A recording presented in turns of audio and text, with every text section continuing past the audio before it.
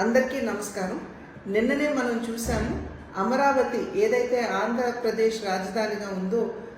అటువంటి అమరావతి నిర్మాణానికి 4,285 కోట్ల రూపాయలని కేంద్ర ప్రభుత్వం మంజూరు చేయడం జరిగింది.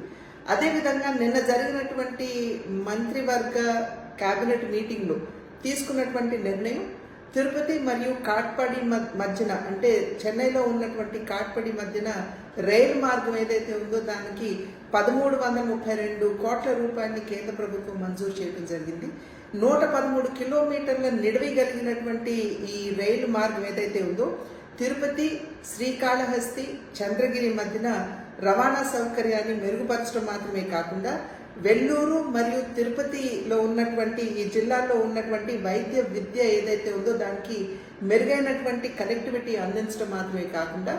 రాయలసీమ ప్రాంతంలో ఉన్నటువంటి రైతులకి అదేవిధంగా రైతాంగానికి వారికి సహకారాన్ని అందిస్తూ ఆ ఉత్పత్తుల్ని మార్కెట్కి త్వరితగతిని చేర్చే విధంగా ఈ యొక్క రైలు మార్గం తోడ్పడుతుంది అని చెప్పి మనం అందరం కూడా ఇక్కడ గుర్తించవలసినటువంటి అంశం. అదేవిధంగా చిత్తూరు, తిరుపతి, నెల్లూరు జిల్లాల మధ్యన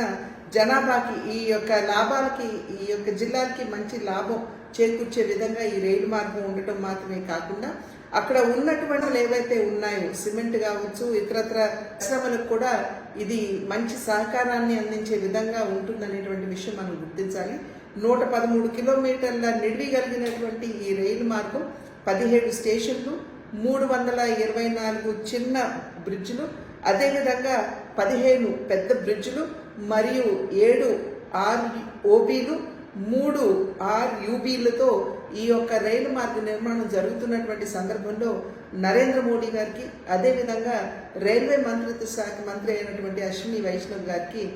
ఆంధ్ర ప్రజల తరఫున నా యొక్క హృదయపూర్వక ధన్యవాదాలు.